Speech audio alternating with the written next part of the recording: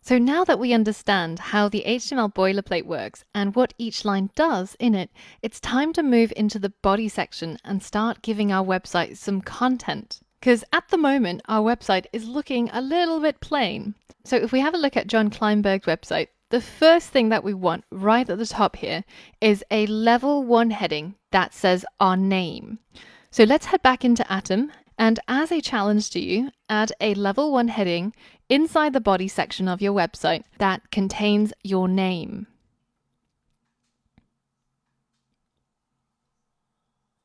So this one's easy, and it's made even easier using the autocomplete features inside Atom. All I have to write in order to create an H1 tag, which is what's needed to create a level 1 heading, is I just have to write H1, and it makes a suggestion asking me, are you looking for heading level 1?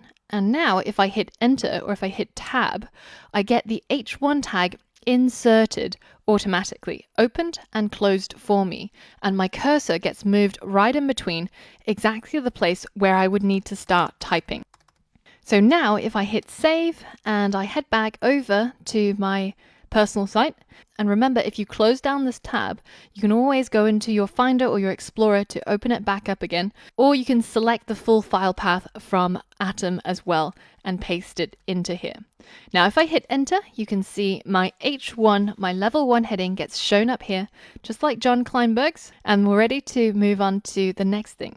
Now, we want to have a line that shows our title, so who it is that we are. Let's head back to Atom. And firstly, I'm going to get rid of this little heart because it doesn't look very professional. And I'm going to add another HTML element under the H1. And this is a good point to talk about how to keep your HTML file neat and tidy. Now, most programmers are very serious about how to indent and structure their HTML files. And the reason for it is because having these indents makes it easy for us to see at a glance which tags are inside other ones. So for example, if we look at the top level here, we've got the HTML tag.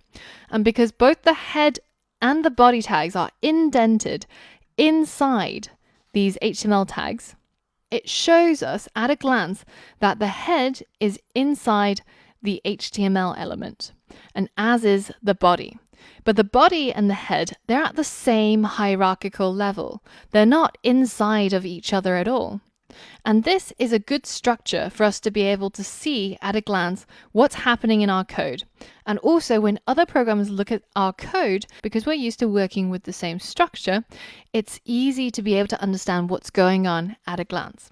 So you can see that there's one part of our code that breaks this rule, and that's this line here. Our H1 is contained inside our body element, and so it should be indented like so. And you can clearly see that this is now a child or contained inside the body tag. Now, if you didn't want to do that manually every single time, well, we actually installed a package right at the beginning that helps us with this organization. It's our little housekeeper, if you will. So if you go to Packages and go to Atom Beautify and click on Beautify, it will automatically beautify your entire code file to make all of the indents for you and to make everything look neat and tidy. So every so often, once your code starts getting messy, either learn the shortcut or go through it in the menu and reorganize your code file. It'll make it much easier on the eyes and much easier to read. So now I want to add my title under my H1 tag. And for this, I'm going to use the P tag, which is a paragraph tag. And the P tag formats text into a paragraph. So they get a new line and the text inside gets grouped together into the same paragraph. So let's add my title here.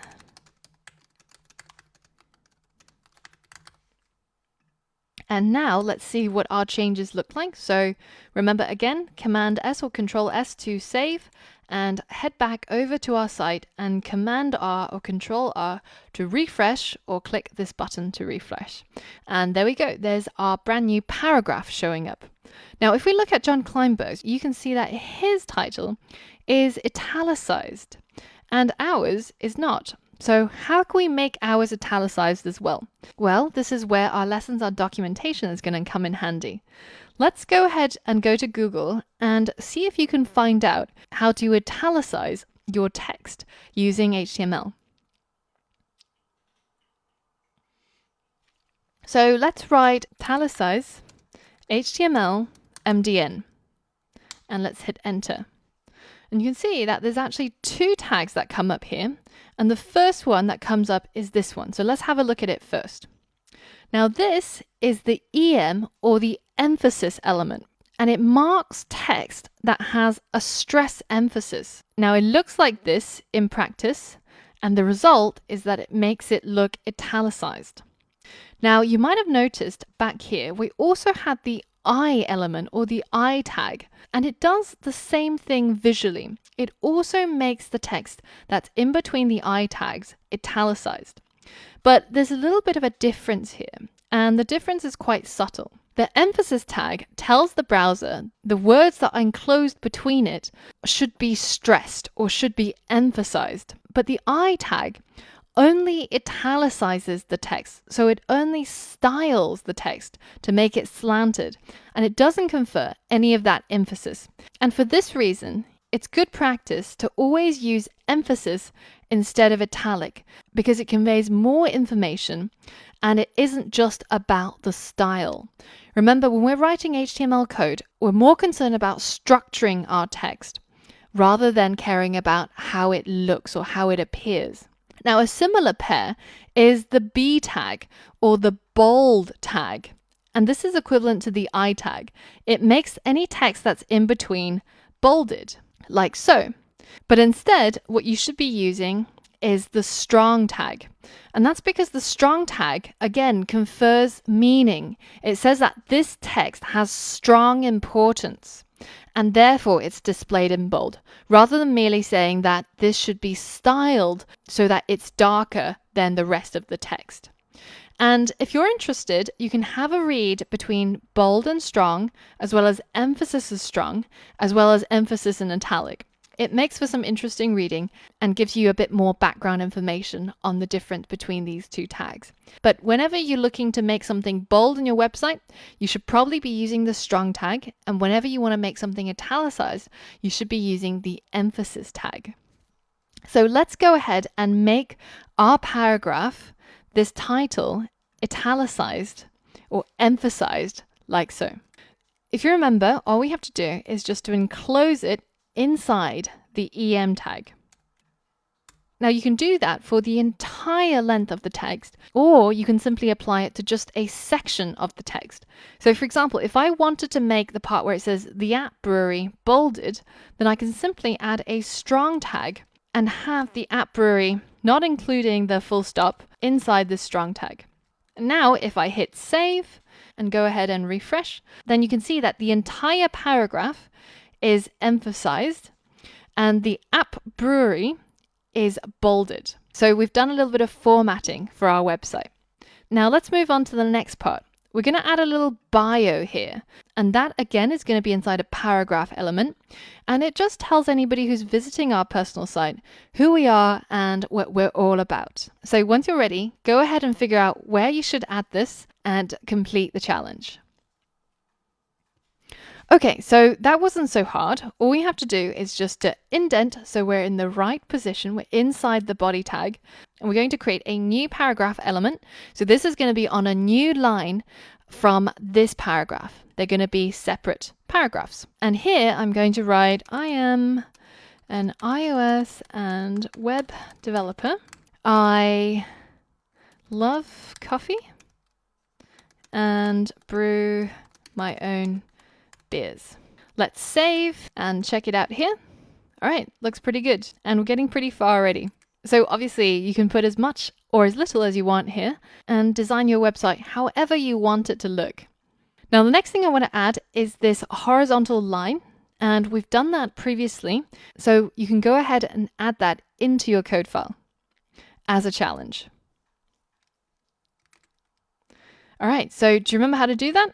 Well, all we need to do is we're still staying inside the body because we're creating the content for our website. And all we need to do is just to create a horizontal rule. So I'm going to use my good friend Auto Suggest, and I'm going to write HR and hit enter to insert a new horizontal rule. And now it's looking pretty similar to what we've got here. Now the last thing I want to add is a subtitle where I'm going to list all the books and courses that I'm teaching. Go ahead and add a level 3 heading to your website underneath the horizontal rule and call it Books and Teaching, or if you don't have any books and teaching, you can simply call it Education and list all the schools that you've attended.